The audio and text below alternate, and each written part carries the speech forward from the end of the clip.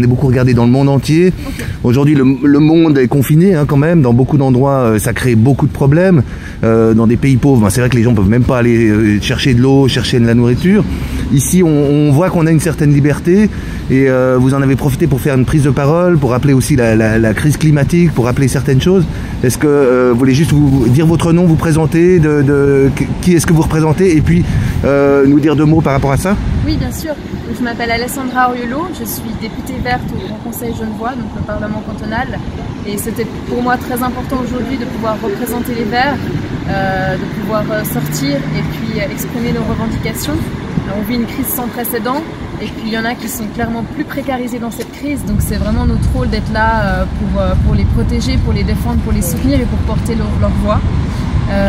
Aujourd'hui, la crise sociale, elle va de pair avec la crise climatique. Pour nous, c'est vraiment le même combat et c'est important de réussir à faire passer ce message-là aux gens.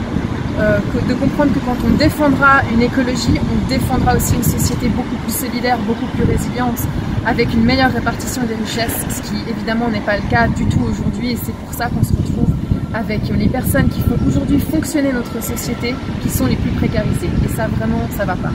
Et quand on aura une meilleure répartition des richesses, on aura un meilleur accès à la terre, on aura une vie plus résiliente, une vie plus lente, plus harmonieuse. Et donc vraiment, ces combats, il faut les porter ensemble.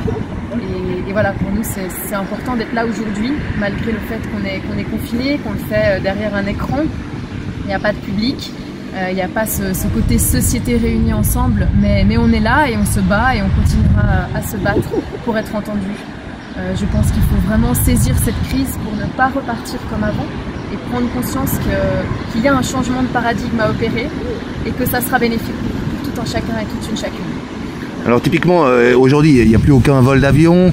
Maintenant, on parle quand même de précautionner à hauteur de presque 2 milliards par la Confédération pour les compagnies aériennes. Est-ce que vous pensez que ce serait au contraire l'occasion de dire aux Suisses restez en Suisse, de revoir un petit peu notre mode de voyager, de prendre des vacances,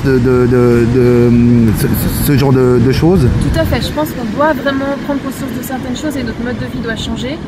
Personnellement, les Verts déplorent que la Confédération veuille réinjecter de l'argent massivement dans les compagnies aériennes sans qu'on pose des conditions écologiques. Alors oui, peut-être que ça va faire perdre des emplois à certaines personnes si on ne les soutient pas, mais je pense qu'on doit vraiment repenser notre société et réorienter notre économie. Et tout un chacun et toute un chacune pourra y trouver son compte après.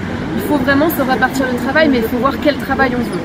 Est-ce qu'on veut donner de l'argent pour des avions ou est-ce qu'on veut donner de l'argent pour des agricultrices et des agriculteurs locaux? Bien sûr qu'il faut revoir nos manières de nous déplacer. Je crois qu'aujourd'hui, on doit vraiment favoriser le vélo. On voit, on est en train de déconfiner et puis tout le monde commence à reprendre sa voiture comme avant alors qu'on pourrait beaucoup plus favoriser des pistes cyclables, des tronçons cyclables et d'autres manières de se déplacer. Je pense qu'on doit revoir notre manière de voyager. Ça ne veut pas dire qu'il ne doit plus du tout y avoir d'avion. Je pense qu'il faut toujours être proportionnel. Mais que voilà, prendre l'avion pour aller à Barcelone, peut-être qu'on peut prendre le train, peut-être qu'on peut aussi ne pas aller à Barcelone et redécouvrir notre pays, redécouvrir la richesse de ce pays qu'on connaît assez mal. Genève a voté un moratoire de 3 ans qui a été renforcé en fin d'année passée sur les antennes 5G et les modifications d'antennes également de 4G à 5G. Et là maintenant on voit avec le confinement finalement il y a eu un peu une explosion des données de transit des données numériques. Est-ce que là, quelle est votre position? Est-ce que votre position a évolué par rapport à ça? Est-ce que vous pensez qu'il faut continuer à construire un réseau mobile comme ça? Ou bien est-ce qu'au contraire, là on voit qu'il y a encore des mises à l'enquête actuellement, hein, de nouvelles antennes malgré le moratoire? Quel est un petit peu votre sentiment par rapport à cette problématique? Tout à fait, alors c'est totalement scandaleux et les Verts se sont beaucoup battus par rapport à ça. Nous avions déposé justement des textes au Parlement cantonal pour demander ce moratoire-là et aujourd'hui c'est toujours d'actualité. Nous ne voulons pas d'une 5G, nous ne voulons pas d'une société sécuritaire qui surveille tous ces citoyens qui utilisent des applications pour tracer le virus parce que c'est vraiment ouvrir une porte à une société que nous ne voulons pas. Nous voulons une société résiliente basée sur la confiance et nous ne voulons pas la mise en application de 1984 de George Orwell. Donc là je crois vraiment que sur ça le combat va être difficile mais il faut le faire et nous continuerons de le faire.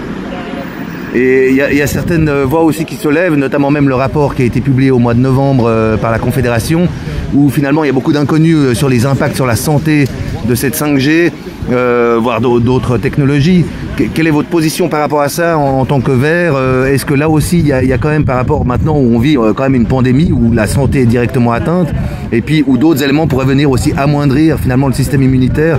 Quelle est votre position par rapport à ça? Alors j'ai une position très forte sur la question, je suis moi-même commissaire à la commission de la santé et c'est indéniable qu'il y a des effets néfastes sur la santé par rapport à la 5G, mais par rapport à plein d'autres choses aujourd'hui on a un système de santé qui est basé que sur soigner la maladie et il n'y a mais très peu de prévention qui est faite.